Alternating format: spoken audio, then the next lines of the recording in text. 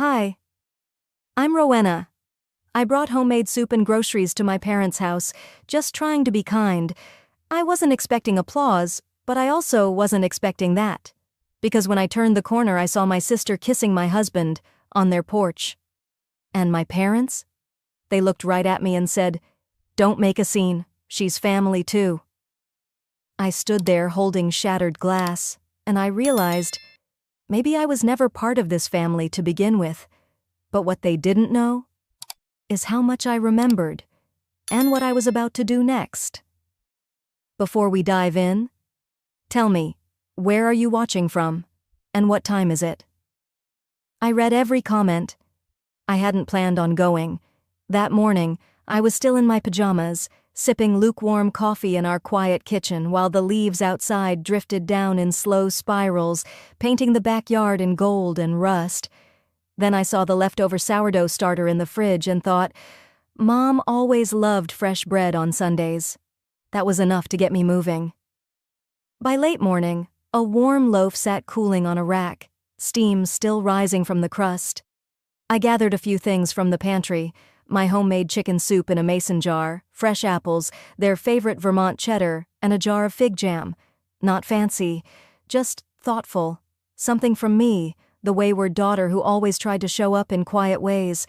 I didn't call ahead, didn't text. I figured maybe a small surprise would feel more genuine, maybe it would soften something between us. Lately, I'd felt it. The widening space, not just physical, but that heavy emotional distance that you can't bridge with a smile or a phone call. So, I went. The drive from our house near Nederland to my parents' place outside Boulder was familiar, winding past pine trees and old barns. Levi was working a job site that day, and I hadn't mentioned my visit. I liked the idea of doing this on my own. No warning, no staging, no ceremony. I glanced at the passenger seat.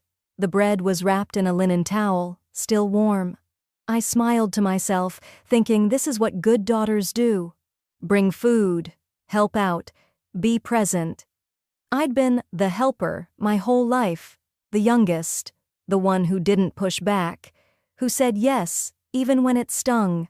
Callista was the golden one, beautiful, magnetic, always knew how to say the right thing in front of the right people. I was dependable, the girl who cleaned up after the party. As I pulled into the gravel driveway, the familiar crunch under my tires stirred something oddly tender. This was the house I grew up in. The smell of firewood floated on the breeze. Autumn in Colorado always felt like a postcard. No one saw me arrive. I parked beside Dad's truck, grabbed the basket, and made my way toward the porch. It was quiet. No barking dog, no greeting. Just the rustle of wind and voices carrying from the side yard. I followed the sound. My steps slowed when I heard Callista laugh. That laugh, sweet and light, the kind people lean into. Then a second voice joined. Low, familiar. Levi. I rounded the corner and time fractured. There they were, Callista and Levi, standing too close on the back porch, backs to me. She touched his arm. He didn't move. She leaned in and kissed him. Not a peck, not familial. Her lips lingered. His hand settled at her waist before he pulled away slightly. I saw the flicker in his eyes, hesitation, maybe guilt. But it came too late. The grocery basket slipped from my hands. The soup jar hit the stone step and exploded, shards and golden broth splashing across Callista's suede boots. They turned, eyes wide, and just behind them, on the porch, stood my parents. They weren't shocked. They weren't moving. They weren't even pretending to be ashamed. My father looked me straight in the eye and said, "Don't make a scene. She's family too." Something inside me cracked, not from the kiss, but from that sentence. She's family too, as if that made it okay. As if that erased the heat rising in my chest, the sting behind my eyes, the weight of being treated like furniture. There, but never really seen. I looked at my mother. Her arms were folded, her jaw tight. She didn't speak. Levi stepped toward me. "Ro, I raised a hand, not to hit, just to stop. No one moved. I bent down, picked up a jagged piece of glass with trembling fingers, then let it fall back into the mess. Then I turned and walked back to my car. No one followed. No one called after me. The door creaked shut behind me like punctuation. Inside the car, I sat in silence, the basket's handle still imprinting a red line across my palm. My hands shook. My mouth was dry. I gripped the steering wheel. "She's family too," I whispered, and then again. "She's family too." My throat tightened, my voice dropped to barely a breath. And what am I? I didn't even remember turning the key in the ignition. The car just moved, like my body had decided for me.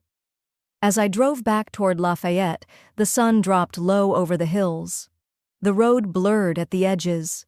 I kept blinking to stay focused, my fingers locked around the steering wheel so tightly it ached. The same question ran circles in my mind. What am I? A placeholder? A prop in someone else's love story? By the time I pulled into our driveway, the sky had turned lavender.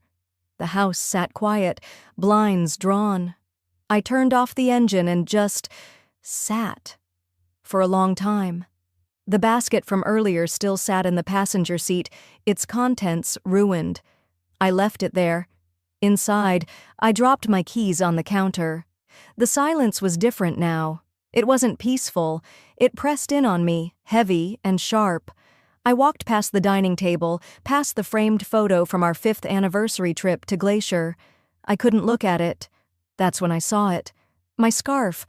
It hung by the back door, like it had always lived there. Soft gray wool with hand-stitched edges, the one I'd searched for a dozen times last winter and eventually gave up on. A chill passed through me like the fabric remembered more than I did. I reached out, fingers brushing it, and suddenly I was back at that Christmas brunch 2 years ago. Callista had worn it. I remember the way it clung to her neck, too familiar. She had laughed when I pointed it out, said, "Oh, Levi gave it to me. I'm always cold, and he said this one looked cozy." She tossed it off like it was nothing. I had let it go. Of course I had. I always did. Back then it felt like a stretch to assume anything more. Just my sister being her usual charismatic self. Just Levi being helpful. Now? It wasn't just a scarf. I sank into the kitchen chair, still holding the wool in my lap. My thoughts unraveled faster than I could catch them. The drives Levi insisted on making. "I'll drop her off, it's no big deal." How she'd giggle and call him her backup husband at family dinners. The day our mom accidentally said, "I'm just glad Levi is such a stable part of Callista's life." And I'd smiled. God help me. I had smiled. I told myself they were just close, that I was lucky to have a husband who cared about family. No, I was lying to myself because the alternative was too ugly. I got up and walked slowly to the bedroom, pulled open the bottom drawer of my nightstand. My old iPhone sat there, cracked screen still able to power on. I hadn't touched it in over a year. I plugged it in, waited for the battery icon to blink. The light from the lamp spilled across the bedspread as I waited. My chest tightened, like I already knew what I would find. Once it powered on, I opened the Messages app. iCloud Sync. I didn't expect anything too damning. Levi wasn't careless, but something told me Callista was. I searched her name. Most messages were wiped clean, except for 3 fragments in the archived threads. They hadn't synced properly, but they were enough. "Can't wait to see you again. You make me forget everything. Don't worry. She doesn't suspect a thing." My jaw clenched so tightly I could feel the pressure in my temples. I didn't cry. I took screenshots. I forwarded them to my new phone. Then I set the old phone down and stared at it for a long time. They didn't just steal my husband. They rewrote my story. They had been writing it for years, behind my back, over my silence, while I ran errands, while I stayed late to grade essays, while I showed up to every family event and handed out the mashed potatoes with a smile. I had bent myself into every shape they needed: daughter, wife, helper. I had erased my own anger, my own suspicions to keep things peaceful. But the scarf was never just a scarf. The messages weren't accidents, and I was done pretending. I sat in the dark, my hands wrapped around that scarf like it might answer me. My voice didn't even sound like mine when I finally whispered aloud, "I've been erasing myself to protect them, but what if I stop?" The next morning, I woke with a dull ache behind my eyes and the heavy feeling of dreams I couldn't remember. The bedroom was quiet. Levi had left early for a job site, or so he said. I didn't ask. I didn't want to hear his voice. Not yet. I moved through the house like a ghost. Coffee. Clothes. Keys. I barely noticed the drive to campus. Trees along Baseline Road were shedding their autumn leaves in brittle clumps, the wind brushing them across the pavement like whispers I didn't want to hear. I parked in the staff lot and walked toward my building, clutching my bag like a shield. By 8:30, I was sitting behind my desk at Boulder Community College, trying to grade midterm essays. My fingers moved, but my mind drifted. Every word on the page blurred into the next, until one essay, half crumpled and smudged at the edges, caught my eye.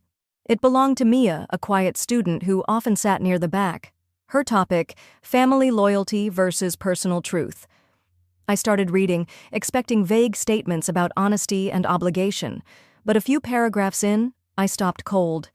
She was the one who kept the peace, who stayed quiet, who brought the birthday gifts and made the casseroles, but one day her niece saw it, her mother laughing in the arms of a man who wasn't hers. When she told her aunt, they all said the same thing.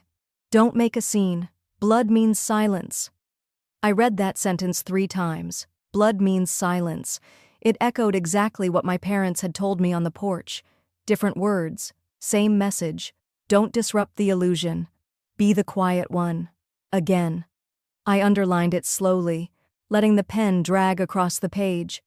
The truth in that sentence didn't just sting, it shook something loose. I glanced at the classroom clock. It was 10:43, still an hour until my next lecture. As I was gathering up the essays, Jean from the communications department passed by my office door. She paused, backtracking slightly. "Hey, Rowena," she said, smiling. "Quick question. Was Levi in town a few weeks ago? I thought he told you he had a job in Pueblo." I looked up, startled. "Yeah, that's what he said." Jean tilted her head.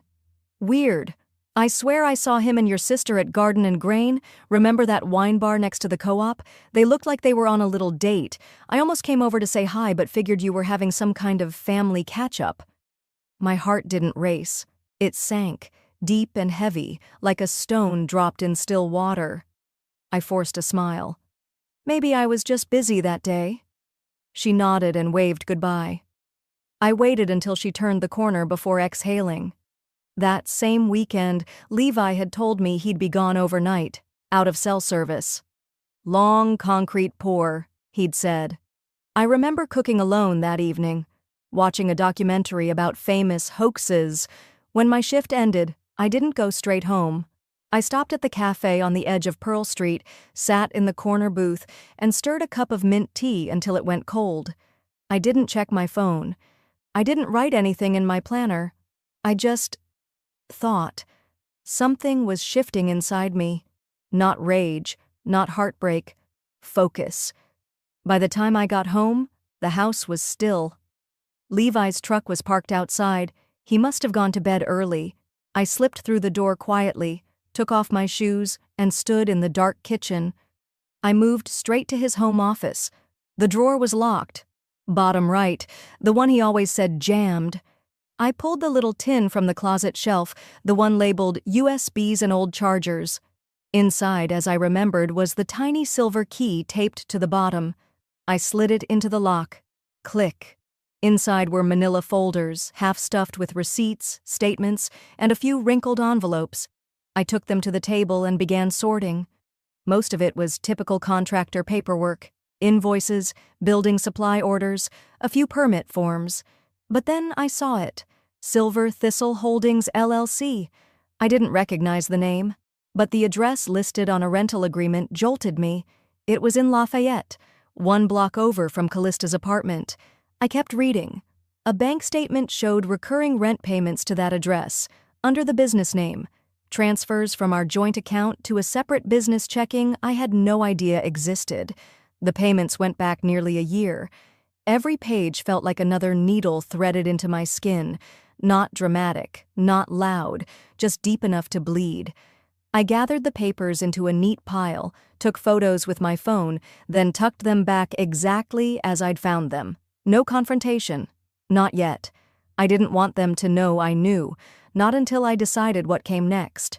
Standing there in the hallway, folder under my arm, I felt something click into place. Not brokenness, not panic. Just the quiet realization that I hadn't been the last to know. I'd been the only one not lying, the whole family. Levi, Callista, even my parents. They'd been building a version of life that had no place for me. I wasn't just removed from the story, I'd been cut out of the frame altogether. But no more. I took the scarf from the coat rack, the one he'd given her, and wrapped it around my neck. Not because it was cold, because I was claiming it back. I looked at myself in the hallway mirror, tired, clear-eyed, and whispered to my reflection, "No more disappearing. No more disappearing."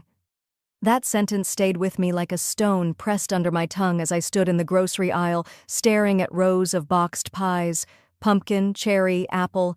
I didn't care. I grabbed the least dented one and dropped it in my basket without looking twice. I wasn't baking today. No fresh sourdough, no folded linen, no handwritten card. They didn't deserve warmth anymore.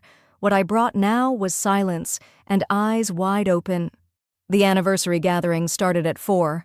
I timed my arrival precisely 15 minutes late, just long enough to make it clear I wasn't trying to please anyone anymore.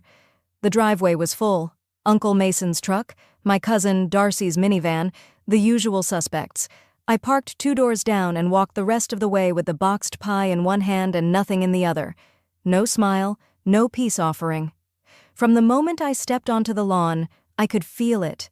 That invisible shift in temperature when you walk into a room and realize your name has already been spoken. Twice? Maybe more.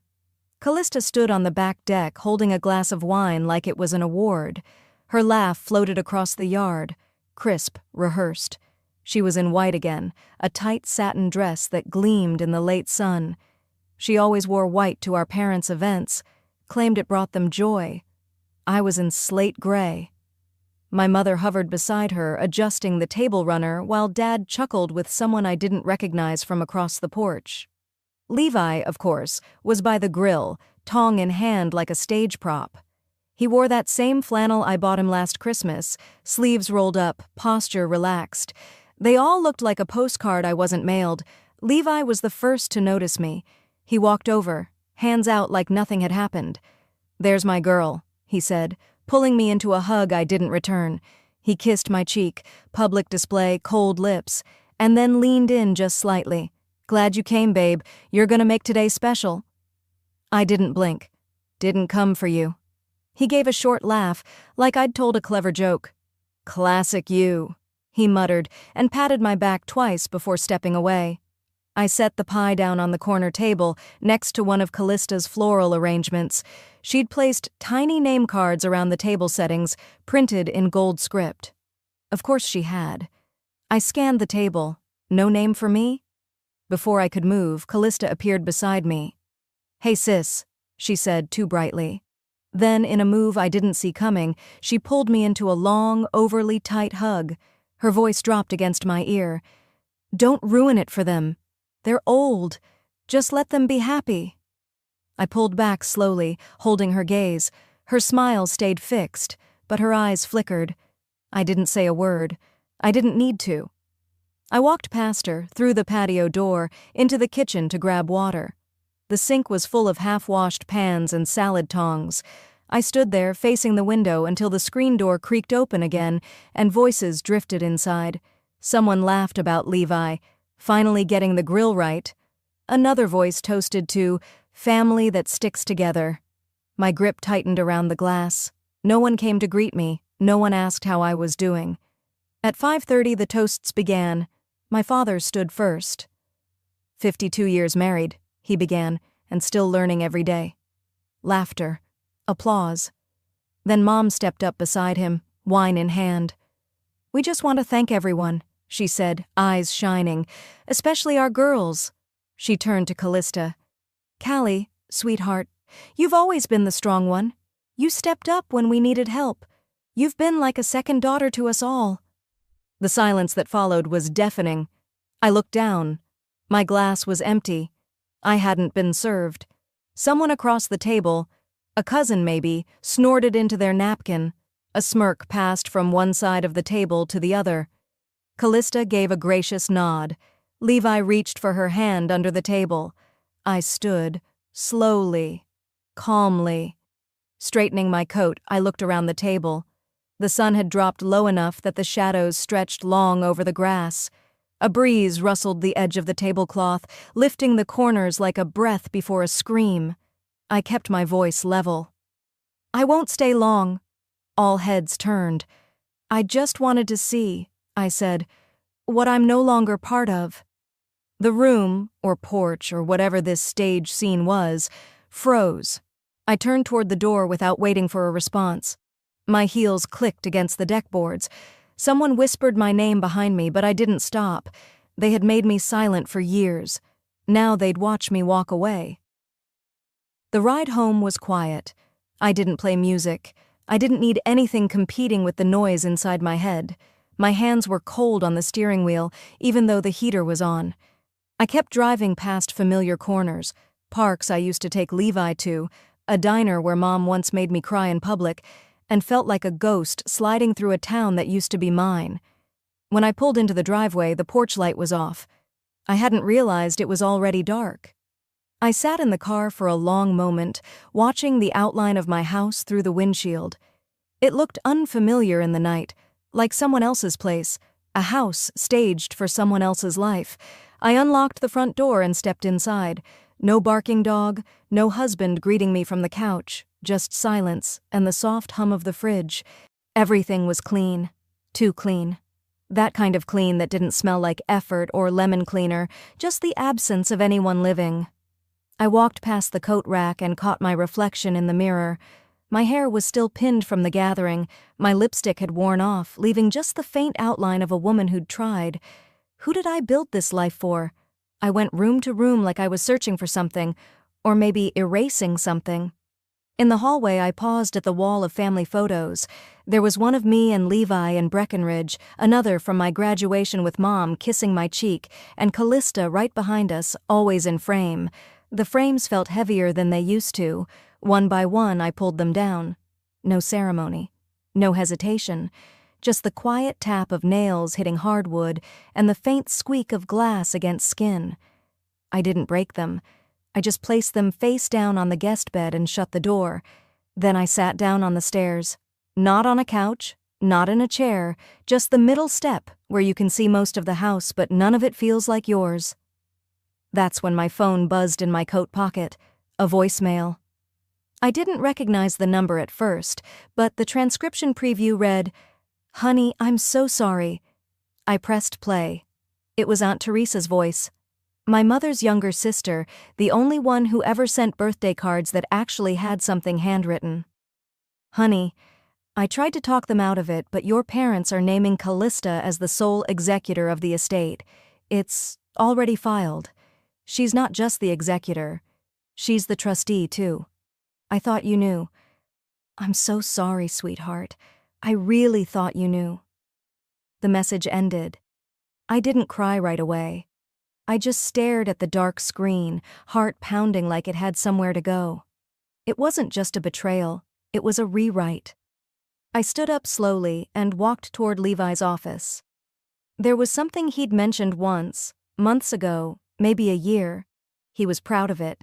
A hidden drawer he'd built into the underside of his desk for surprise gifts, he said.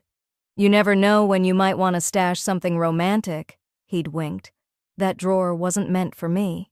I opened the desk drawers, one by one, until I found the false panel. I slid my fingers underneath the lip and pressed gently. There was a soft click. The drawer popped open an inch. Inside was a small velvet box and a folded piece of notepaper. I opened the box first. A delicate ring, white gold, one small stone, understated. Not at all like the engagement ring Levi had given me, which was larger, antique, something we'd picked together. This one, This felt like a secret. I picked up the note. His handwriting was unmistakable.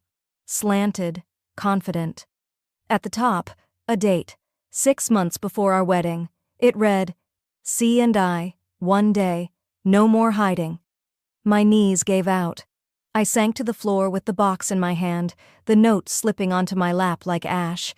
Every muscle in my chest clenched. They'd been planning this before I even walked down the aisle. I wasn't erased. I was replaced.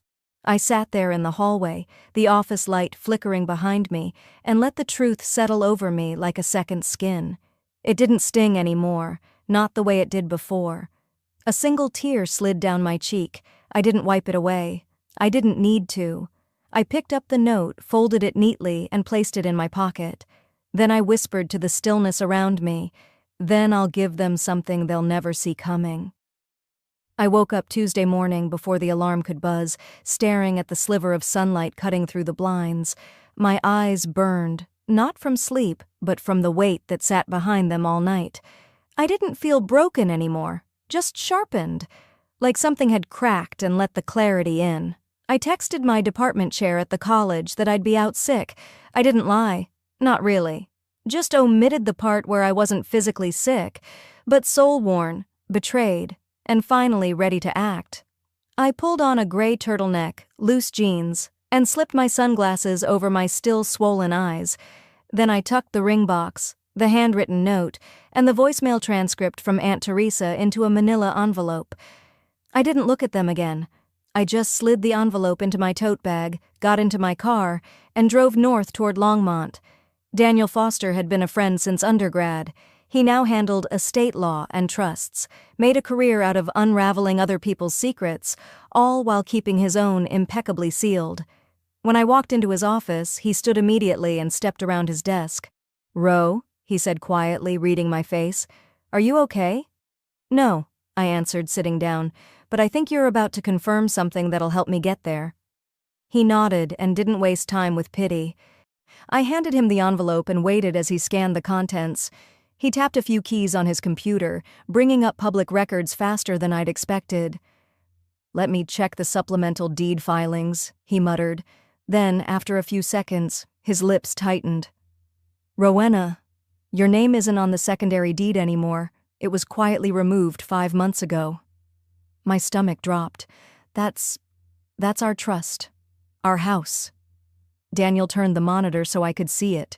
Sure enough, there was Levi's signature and a version of mine beneath it, dated last November. I blinked. "I never signed that." He looked at me, hesitant. "He might have repurposed your signature from something else. Was there any paperwork you remember from that time?" And then I remembered.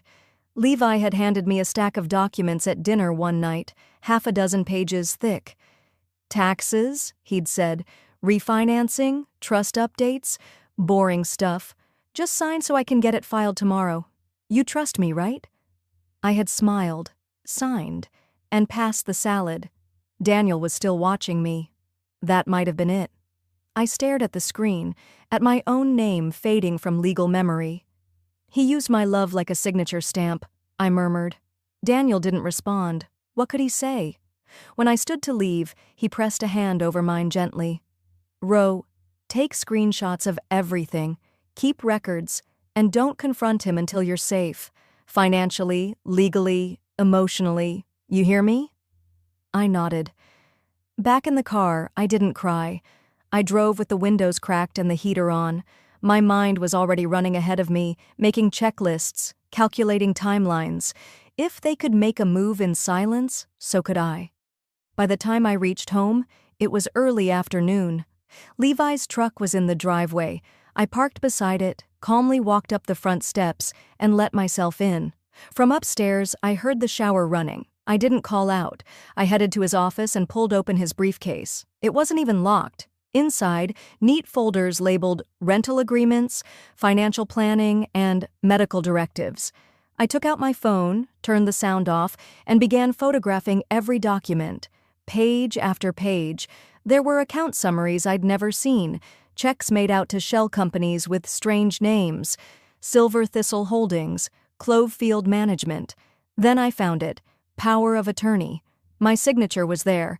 I didn't remember signing it, but I knew the ink was real. I returned everything exactly as I'd found it, closed the case, fluffed the small throw pillow on the armchair beside it, like I had merely tidied something. Then I went into the kitchen, poured a glass of water, and leaned against the sink. A few minutes later, Levi came down the stairs with damp hair and a towel slung over his shoulder. "Hey," he said, kissing my cheek. "Didn't hear you come in." I smiled faintly, the glass cold in my hand. "Just got back." "You feeling better?" "Getting there." He nodded and walked past me to grab his keys. "I've got a supply run for the site. Be back in a bit." "Drive safe," I said, still facing the window. He left, the door clicked shut. And I exhaled. That night, I took a leather-bound journal from the bottom drawer of my nightstand. It was a gift from a former student, never used. I opened to the first page and wrote in ink that didn't shake this time. "Every person who betrayed me is about to find out I remember everything." I slipped the journal back into its drawer and locked it with a tiny silver key that hadn't been touched in years. There was no need to reread the page. The words were etched inside me now. Thursday afternoon was cool and dry. I parked downtown in a metered spot outside a dry cleaner's, the kind of place where no one would look twice at a woman in a dark suit. But I wasn't there for laundry. Daniel had chosen the place, off-grid, discreet. He greeted me in a gray hoodie and jeans, more friend than lawyer. His hand was firm but brief as he passed over the envelope. "They'll deny everything," he said, "but it's all here. Dated documents, bank transfers, power of attorney misuse. The rest is yours to use how you see fit." I didn't need instructions. I just nodded, slid the envelope into my black tote, and thanked him quietly. My next stop wasn't about lawyers or signatures. It was about appearances. That evening, I drove to the gala alone. The venue was a repurposed bank in downtown Denver, all marble floors and high ceilings echoing with clinks of champagne flutes. The Monroe family had been named this year's Legacy Circle honorees by the city's Historic Society for their generational contribution to Colorado's community values. I hadn't RSVP'd, but I knew Callista would assume I wouldn't dare show my face. She was wrong. I wore a black pantsuit, no heels, no pearls, no lipstick, just a plain matte finish and flat shoes that didn't click when I walked. I blended in with the caterers until I didn't want to. I spotted Levi first. He stood near the punch fountain, laughing like nothing in our lives had ever cracked. Callista stood beside him, radiant in silver sequins, her arm looped casually through his. As the MC took the stage to introduce the Monroes, I slid into an empty seat near the back of the room. From where I sat, I could see my mother, clapping politely, my father puffed up with pride. Callista took the mic. "Good evening," she smiled. "On behalf of our family, we thank you for this honor. Legacy isn't just what you inherit, it's what you protect." She motioned to Levi, and to my brother's partner, Rowena, who helped so much over the years. Even though she's moved on, we're grateful for her grace. The room chuckled lightly. Someone clapped. I sat still, smiling like a mirror, reflective, hard, uncrackable. Then came a tap on my shoulder. "Rowena?" a voice whispered. I turned. An older man stood there, early 60s, face vaguely familiar. "I'm Jim McConnell," he said. "I worked with Levi on the Riverbend development. I hope the transfer went smoothly." "What transfer?" "The investment for the startup. I assumed you were still backing it. They said you'd reviewed the paperwork and signed months ago." My blood froze in place. "I haven't signed anything." His eyes widened slightly. "Oh, well, apologies. I must have misunderstood. They said you were traveling when the funds cleared." I smiled, but it didn't reach my eyes. "Thank you for letting me know." He nodded and stepped back. I walked to the open bar, needing the glass more for the image than the wine. Behind me, I heard Callista's voice rise just above the chatter. She was speaking to a sponsor in a coral blouse, gesturing elegantly. "Rowena approved it ages ago," Callista said casually. "She just didn't want her name on anything public. That's how she's always been, quiet support." It was almost perfect. Almost. I pulled out my phone and pressed record just as Callista laughed. Her words hung in the air like perfume laced with poison. I didn't flinch. As the MC returned to the stage, thanking Callista for her speech, applause broke out again. The spotlight was about to shift. And so was the narrative. I walked slowly toward the stage, each step deliberate. When I reached the mic, I caught Callista's eye. She smiled. I didn't. I took the microphone from the MC gently, nodding with practiced calm. "If you'll indulge me," I said, turning to the crowd, "I have something to clarify. About legacies. If you'll indulge me, I have something to clarify. About legacies." My voice didn't echo. It sliced, clean. I didn't need a raised volume. Every head had turned, every glass lowered. I saw my father shift in his seat, brows knitting. My mother looked frozen in place, half smiling, unsure if this was a joke. Callista remained motionless at the edge of the stage, still clinging to the mic she had used to sing her own praises minutes earlier.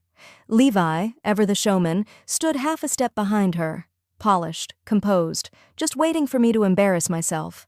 But I didn't come to scream. I came to end it, on my terms. I reached into the inside pocket of my blazer and pulled out my phone. "I'd like to begin with a voice you might recognize," I said gently, then tapped play. The speakers weren't built for courtroom clarity, but the words rang loud anyway. "Just forge her signature. She won't notice. Rowena never checks these things." There was no mistaking the voice.